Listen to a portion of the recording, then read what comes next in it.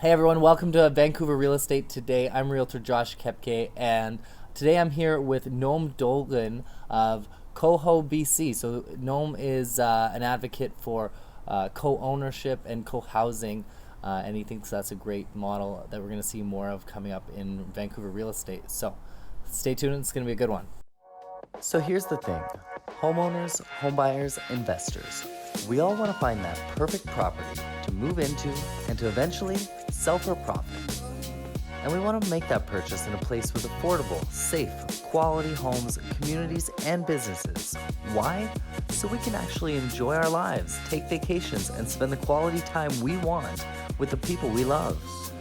How do we do all this without risking a fortune and running ourselves ragged?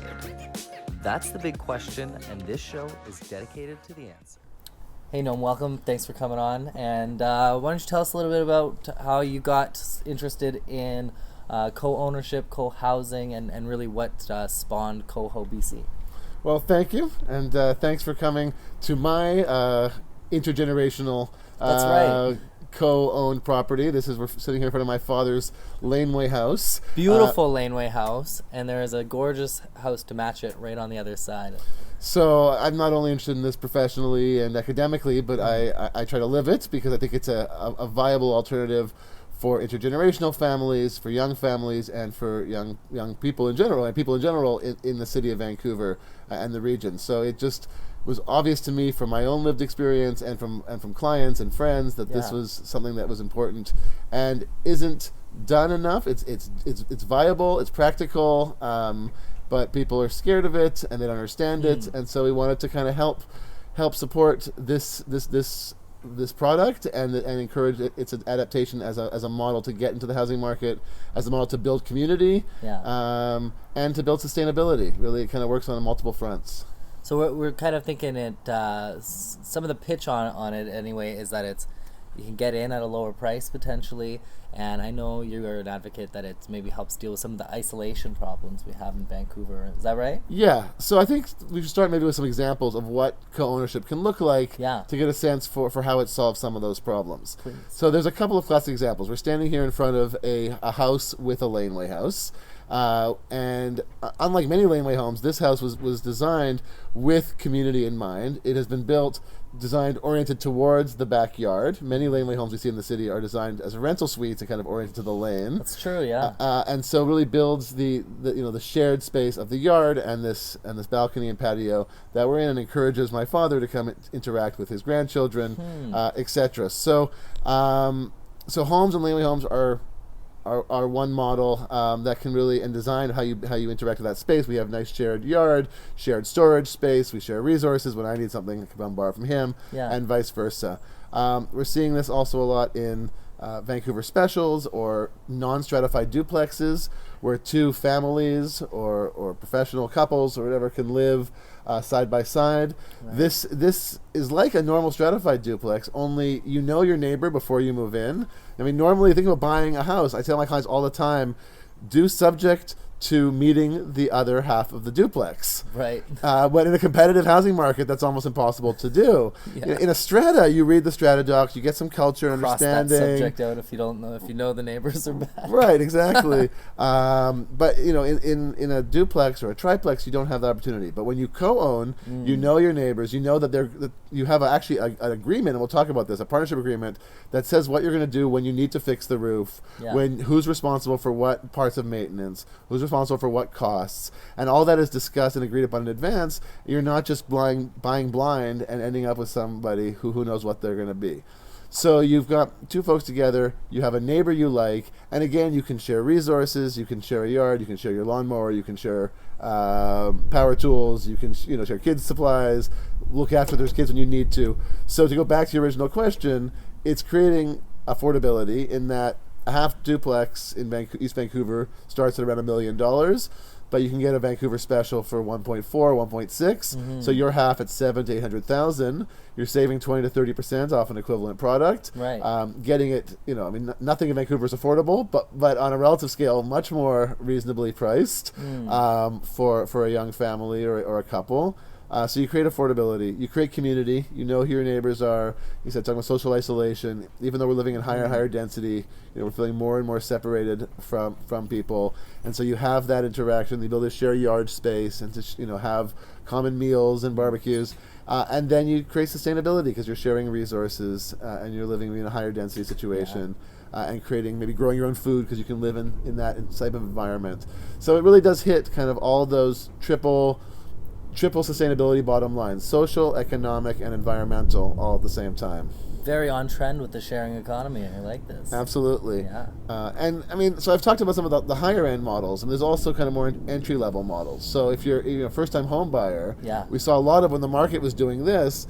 To buy into a one bedroom in Vancouver. I mean, right now, let's say is around 500,000 is a very competitive entry level. That's the basic, very bottom. You can't find almost anything. Yeah, in the 500,000 exactly, right? 600 exactly. So in the $500,000 range, you can struggle to get in and compete with every other possible buyer, or you can partner up with a friend and combine for 700,000. Where in a 2-bedroom 700,000, there actually are some options. The 600,000 is very competitive, but 700 to 800 is doable. Totally. So you've dropped your entry level price to 350, 400 a person instead of 600. You're in a slightly less competitive bidding situation, and as long as you go in with an understanding that we're doing this for a certain period of time, this is a 5-year plan, this is a 3-year plan, a 10-year plan. You build some equity. You're likely to be living with roommates or have lived with roommates at this stage in your life, anyways. You build that up together, and then when you're ready, when you're ready to couple off or to have families or you move professionally, whatever the reasons are, you've built up the down payment you need to begin with. So we're seeing that with people combining over 2 bedrooms. We're also seeing it with townhouses. So if you want a little more personal space, you don't want to just squeeze into that space, you have a little more equity. One person, a 3-story townhouse with a shared middle floor with living room and kitchen. One person lives in the basement, have a basement and basement, bathroom, and a little den or sitting area.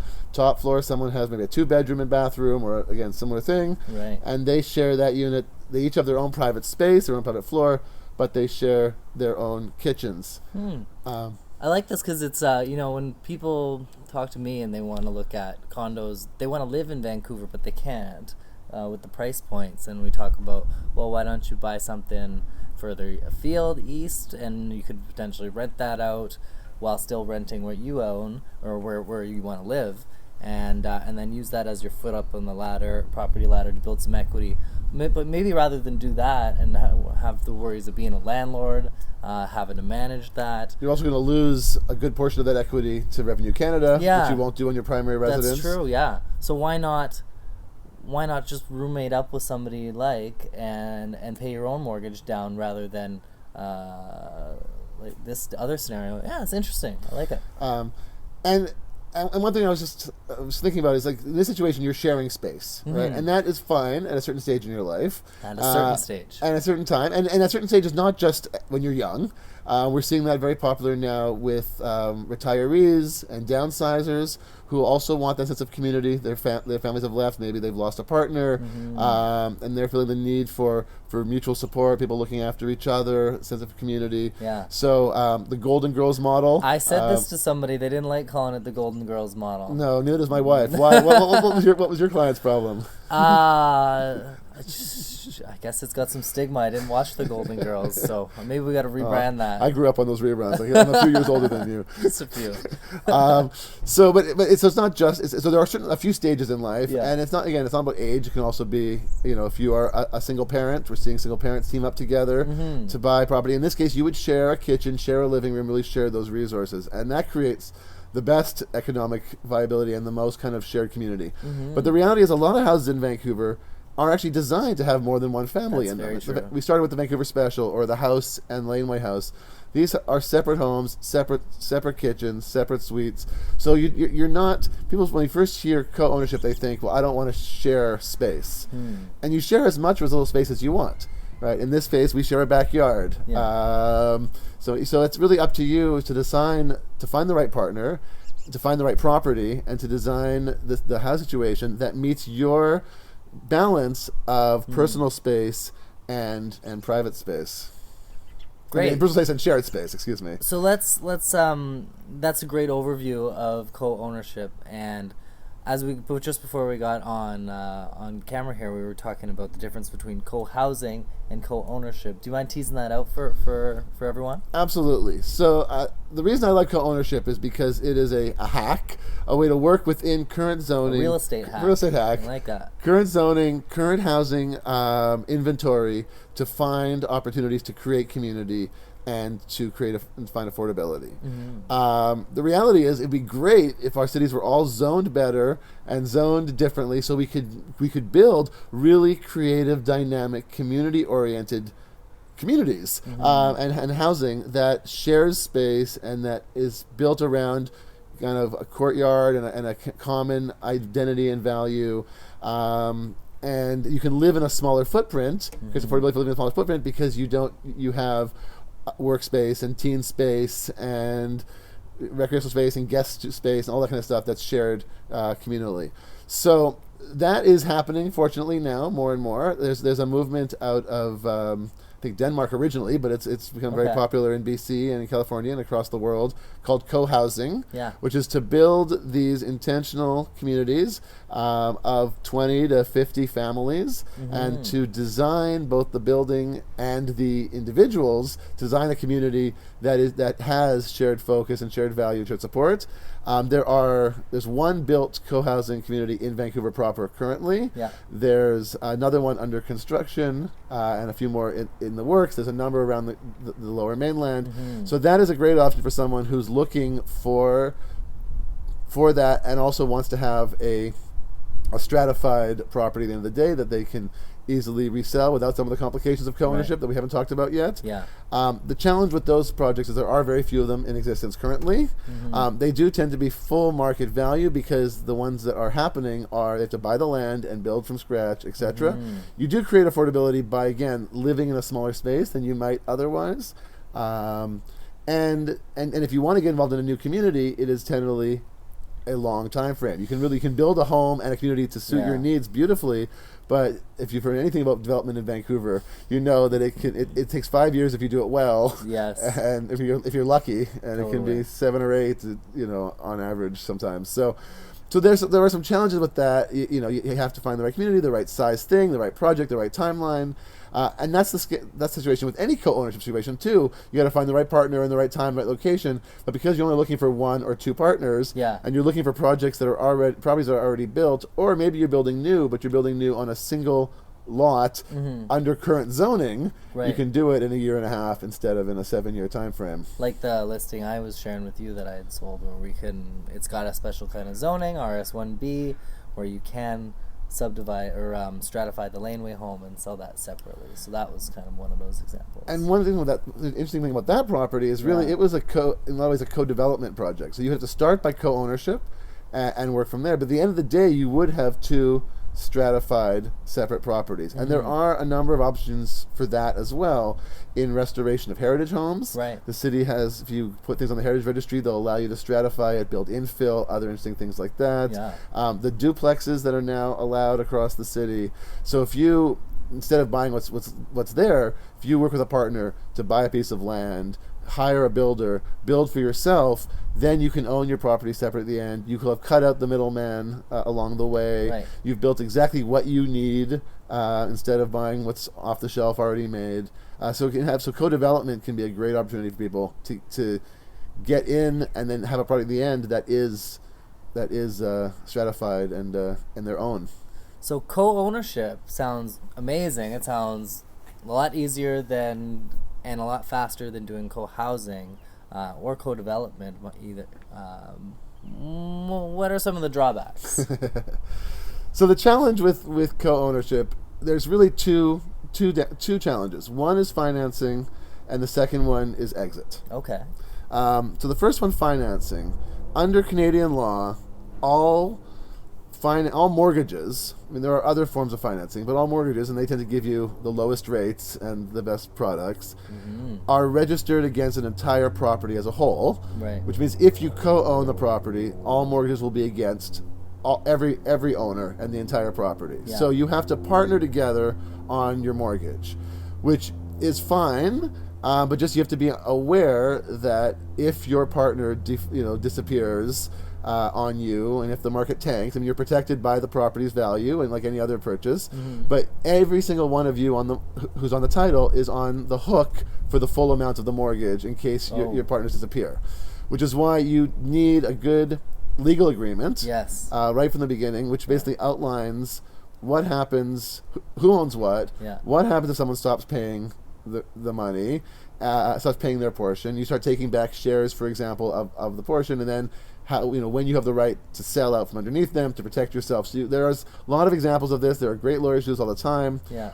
Part of Coho's job was to bring all these different professionals in the same place: realtors and mortgage brokers and lawyers and builders, so that we could guide you through the entire process. You don't have to reinvent the wheel every time. Right. So we can help you find a good agreement that will protect you. But that's the big question. Is you're on the hook legally for the entire thing together. And so mortgage financing is number one. It also can be an advantage because you're putting all four of you on the mortgage, which means you can qualify for stuff that you never would have otherwise. Or if one of you has the down payment and the other one has the good paying job, you can team up in a way that you could never do normally. Neither of you would be able to buy property on your own, right? So think of who's inheriting something if you got a good job but no money in the bank. That's right. Yeah, if you've got the bank of mom and dad and your buddy's got the 6-figure salary, that's the way to team up together. So mortgage is number one, and you just understand that going into it and plan accordingly. The second one is resale. I mean, what happens if somebody moves, gets married, goes broke, and needs to sell? You have a big fight, etc. The reality is, again, this is where the partnership agreement comes into play. And you decide the parameters. We have an agreement, we're not going to sell for a minimum of 3 years or X. You can decide, or we sell right away.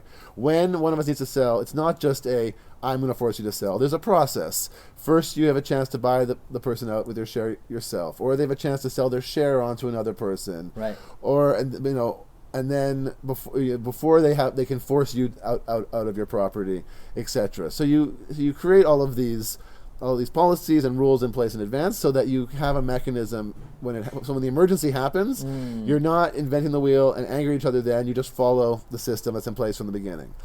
That being said, you want to partner with somebody who's got similar goals and timelines. You want to do your due diligence and date accordingly and find an appropriate partner before you jump right in. If the person you're buying with is in a profession that's likely to move them to Toronto in the next few years, maybe they're not the best partner. If the person you're with has always said, this is only a 2-year thing, I really want to a giant villa when in a couple years time, and you see this as your dream home forever, maybe this isn't the right partner. But if you can go in there with similar timelines, similar expectations, and the flexibility to know that if one of you has to move, that either that you won't get your money out right away. You'll need the 6 months or whatever it is to allow the process to unfold for the person who wants to move. And for the person who wants to stay, they know that they have 6 months to figure out a way to stay, or else they're going to have to move along. Right. But as long as you plan for that accordingly. And I'd like to say this whole thing is like a marriage. I love how you frame it like a marriage. I think that's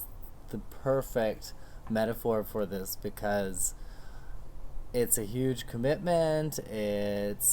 I like how you frame it as a marriage with a known ending, or that is going to come to an end at some point. It's really that's it. It's a marriage for here and for now, but it's not until death do us part. Although maybe that is one of the possible outcomes that your accounting will take care of. But it's a marriage.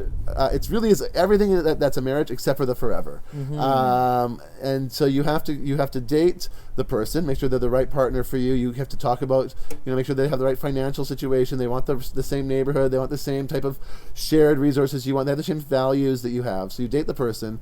Then you date the property. It's not just about dating the person. You have to find the housing that suits your needs, right? Because you have to go out there as a partner, say, okay, well, can we live in a Vancouver Special? Can we live in a new house? What about one of these beautiful old heritage homes, but the basement is so low? Can that work for us? Usually not. Right. So you date the person, and then you date the house. Then you go through the engagement phase, where you're saying, okay, now we really got to get to know each other before we make the commitment.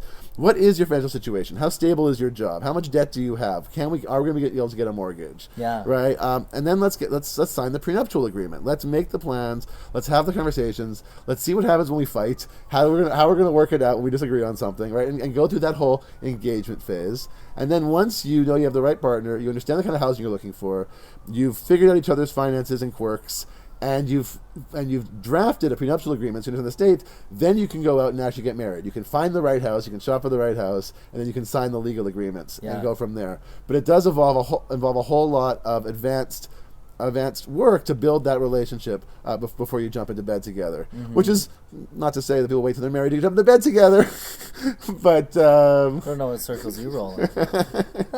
but yeah, in that old-fashioned. So it's the old-fashioned marriage, except for it's not forever. That's really good. That's really clever way to frame it. I think one thing I wonder about is when it does end, and maybe one wants to stay or one wants to sell, and you have, especially for a house, two people, and you're selling half of an interest of a house. How does that generally look and go over? So how easy is that to sell? Right. So Coho was created. I'm going to take a step back and then answer your question. Yeah. Coho was created for 3 reasons. Right. The first one, what we're doing here today, to promote co-ownership as a viable housing choice in the Vancouver and general real estate market. Yeah. And the second one is to guide people through the process if they're choosing to do it. And the third one, ideally, is to create enough of a dating pool and enough interest that it becomes easy to resell your share. Yeah. The truth of the matter is, right now, it is hard to resell a share in a property. It's not impossible. It just happened on MLS just a few weeks ago. The property was listed for a while. It took a long time. It took having a realtor who understood what a co-ownership product was. You have to understand what you're selling, and a lot of people don't. So that one happened to sell on MLS. Almost every other co-ownership share I've seen on MLS hasn't been able to sell. Really? Partially because, again, the realtors understand what they're selling. Partially because the general public doesn't understand it's actually a really good product. Yeah. And mostly because the partners involved didn't do their advanced homework. So, for example, going back to that agreement, right? The agreement outlines what happens when you want to sell your share. But if you don't have an agreement in place, you don't have a mechanism by which to screen other people, to create financing for other people. So if you have so there was a property, for example, that was been bought together by 2 friends in the 70s. Yeah. They lived in it for almost 50 years. Wow. One of them died. Yeah. The estate had the property. They wanted to sell. It was always done on a handshake and understanding deal. But now this older couple had lived in the house forever. They had no mortgage. So they were not willing to sign on to the mortgage of a new couple that was coming in. Yeah. They felt no need to sign an agreement because they've been living there forever. They've been in their house 40 years. But new people wanted to meet with them, plan with them, strategize with them, but they didn't feel necessarily that need to do it because they're comfortable. They're comfortable where they are. It's fine.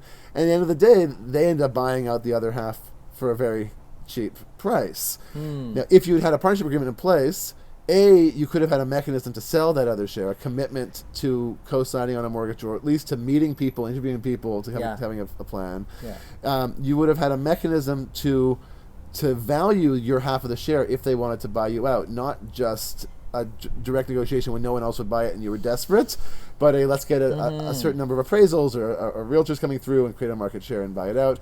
And then if that failed, you'd have a third mechanism to force them to sell their half. So the people the person who died first, that estate was forced to sell at a discount to the other people because they hadn't protected their own interests effectively. So had they just spent $1,000 in a couple hours in advance with a lawyer, they could have avoided this whole situation that probably could have resold.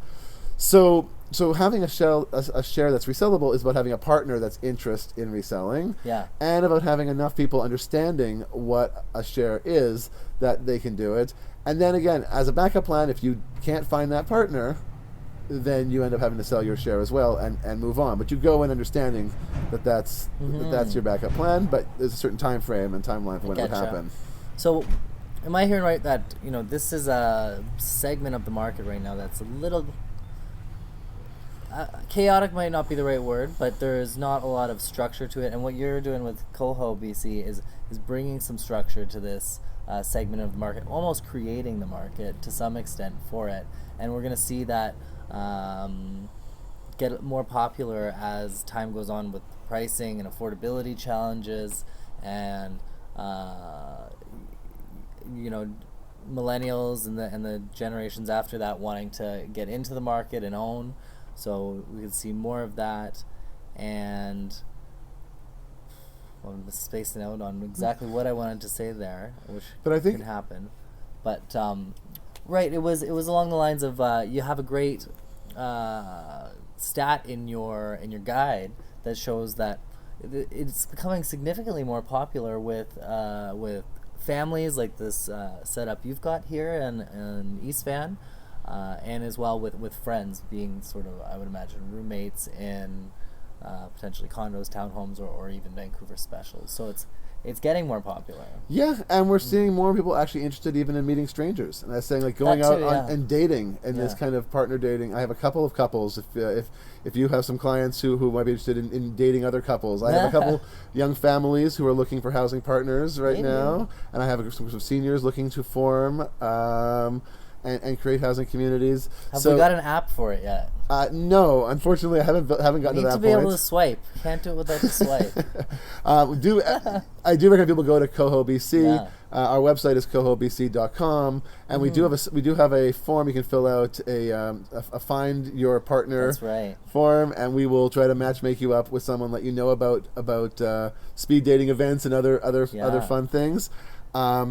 But yeah, so to answer your original question, we are seeing a lot more interest. I mean, it's been, again, this has been not a new phenomenon. No, it's it's a not. growing phenomenon. But as I mentioned, these people from the 70s, friends, families, been doing this for a long time. What we're seeing now is it's becoming more and more popular in response to pricing. It's becoming more and more popular also in response to people like my father, people who want to downsize in place. The boomer Yeah. generation is not looking to move into retirement homes. They're not even necessarily looking to move into condos. No, exactly. So this allows them to stay in their area Well, to create this is housing for their fantastic. family. I've lived in a laneway house, and it was one with the door on the side for rental income, and I gotta tell you, it was horrible. It was everybody's separated. You're looking out at different walls, so it doesn't feel great. But this looks really nice and inviting and communal. I think that's a really nice benefit. What I'm hearing though on the where I got to fill out an application for speed dating is, if you are an app developer and you want to make a co-housing version of Bumble or whatever app is happening these days. We're ready for a partner, absolutely. Get at technology Noam partner. here and coho.ca or Coho.com. coho.com. Cohobc.com. Cohobc.com. obviously.com. Yeah. And as I say, and that's what's happened in other countries. So this is, I'd like to think I'm the only one doing this, but there's a group in Toronto called GoCo doing similar stuff, and internationally there's groups in New Zealand and Australia which were created by mortgage brokers and financiers Right. through an app. There's a couple apps that bring people together from a financing perspective and then get them into the housing. I've started more from the housing side of things. Yeah. And in other parts of the world, like the UK, they have what are called shared ownership properties, where the government or a nonprofit I've heard of owns this. 75% or 50% of the property, and you buy in at whatever point you can afford, and over time you can buy it back. And in fact, the Canadian government just announced, the CMHC just announced a new project for shared equity, a new right. fund for shared equity projects. So, for example, theoretically, some nonprofit or even for-profit company could buy a piece of land, apply to this fund. You could then buy in at 25, 50% share of your property, and over time buy up more of it. So this is a growing model in a variety of forms. Yeah. And in fact, the federal government had this first-time homebuyer That's program right. recently. It's not a grant; it's actually a shared equity program. They would give you 5% of your down payment, but they would expect a 5% They ownership want their stake 5% back later. at the end of the day. Whatever So, price you are. so this model of separating the end user occupier from the complete home owner makes a lot of sense. And then another model of this, for example, is the bank of mom and dad. So a lot of people only can buy because their parents give them money. But there's always complications with estates and multiple kids. And what do? One kid has moved to Tulsa, Oklahoma, and only needs $30,000 for her down payment, and the other one's in Vancouver and needs $300,000. How do you justify that?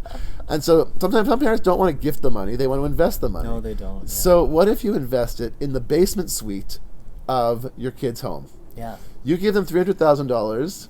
Right, or $450,000. You buy a third of the property. You buy the basement suite. Yeah. They own the main house. Right, they own the main house, and you collect the rent from the basement suite. Again, you've created. They get a house instead of at $1.4 million, at $1 million, the same price they'd pay for a half duplex. Yeah. But you've gotten them into a market, a much nicer property, a nicer product. Team that one up with new house with laneway house and basement suite in East Vancouver for around $2.1 million these days. Yeah. Depends on the property and the location, plus or minus $2.1 million. Break that up into 4 parts, 25%. So $550 a share. $550 for the laneway house. Good deal. Okay, you get a 700 square foot standalone unit. Not necessarily cheap on a price per square foot basis, cheaper than buying a 1,000 square foot new, but not a steal. But you get a product that doesn't otherwise exist. You get a standalone little private house. $550 or so, or maybe a little bit less. You divide up your own breakdown. In the basement suite, a basement suite in a new home construction can be about 1,000 square feet. Can have not legally 2 suites in it, but pragmatically 2 suites in it. Can bring in $2,800 a month, $3,000 a month in rent. So for your $550,000 investment, you're bringing in $2,800 in rent. You can't find that on the market for a condo as an investment product. And then the main house for $1.1 million, you've got a brand new 2,000 square foot main home. So every part of that equation, the main homeowner is getting a larger new house for the price of a half duplex. The basement suite person is getting a rental income far higher than they could get in the Vancouver market otherwise. And the laneway house person is getting a standalone little product that doesn't otherwise exist at a relatively discounted price, slightly discounted price. And you can build, that's a new house, so you can either buy one that exists or you can build specifically to suit your particular housing needs. So the real, again, savings, economic savings, the opportunity for products that don't otherwise exist, either as an investor or as a laneway person, and then community, opportunity for the investor or the friend and the people all kind of to share space. And the investor has someone who's going to manage the property for them. They don't need to be here dealing with tenants and dealing with building problems you'd have if you had a random building. So it sounds works like for everybody. A home run, as long as you can just kind of shift your thinking a little bit. I think that's the main challenge is the shift in thinking. It's not as liquid an asset as otherwise your home would be, but real estate shouldn't be seen as a liquid asset. I think that's part of what you get at with what you do, and what a lot of people have been saying for the past few years too, right? But we don't often see it treated like that in our day to day, but that's a great one. Well, we have just sprung forward on the clocks recently, but it is still quite cold out here. So is there anything we haven't covered that you wanted to share? No, I'm going to encourage folks to come to the website and to join one of our events. We do a series of events. The most interesting one, in my opinion, is the open house tour. Yeah. And I went on it. It was good. Which you can see the kinds of homes that make for good shareable properties. Going to see a few Vancouver specials before, after renovations, see a new house with laneway house, see what a townhouse with 3 stories with the kitchen in the middle can look like, etc. So that can really bring it to life. We also do kind of meet and greets and info sessions as well. And again, fill out the survey and we can try to find you a direct partner. So cohobc.com and be in touch with your realtor, Josh, here if you find a property that's right for sharing for you. Fantastic. Well, thanks so much for making the time. And that's going to be it for us today. Highly encourage you to start thinking about co-ownership if you think you can't get into the market, because this is potentially a really good viable option. And I've said it a million times, I'll say it again, why pay someone else's mortgage when you could be paying your own? And at the end of the day, it's just for savings. So build up an asset. All right, thanks you. Phil. Thanks for coming out. Yeah, thanks for having me. That's it. Bye for now. Okay. Oh, it is cold. The sun's Vancouver Real Estate Today explores the art of living through genuine storytelling and localized expertise. If you enjoy what we do here, do us a favor and write us a review, and visit us at vancouverrealestatetoday.ca and discover the home that lets you express and live who you are.